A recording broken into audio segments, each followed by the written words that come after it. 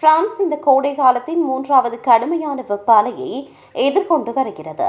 பகல் பொழுதை விட இரவு நேரங்களில் வெப்பநிலை குறையாமல் இருப்பது பொதுமக்களுக்கு பெரும் சிரமத்தை ஏற்படுத்தியுள்ளது.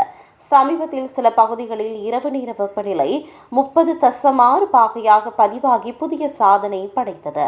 பிரான்சின் தெற்கு பகுதிகளில் எதிர்வரும் நாட்களில் இரவு வெப்பநிலை 25 பாகை வரை இருக்கும் என வானிலை ஆய்வு மையம் கணித்துள்ளது.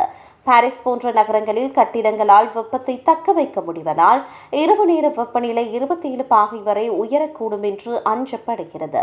இந்த வெப்பத்திற்கு முக்கிய காரணங்களில் ஒன்றாக சஹாரா பாலைவன மணல் துகள்கள் கருதப்படுகின்றன. வட ஆப்பிரிக்காவிலிருந்து வரும் இந்த மணல் துகள்கள் வளிமண்டலத்தில் தங்கி பூமி வெளியிடும் வெப்ப கதிர்வீச்சை மீண்டும் தரைக்கே திருப்பி அனுப்புகின்றன.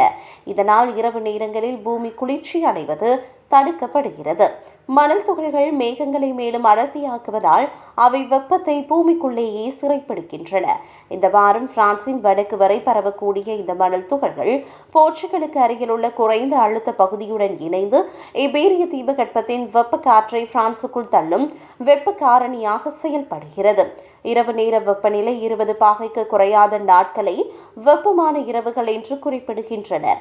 இந்த அளவு வெப்பம் இருக்கும் போது மனித உடலும் கட்டிடங்களும் வெப்பத்தை வெளியேற்ற முடியாமல் தவிக்கின்றன.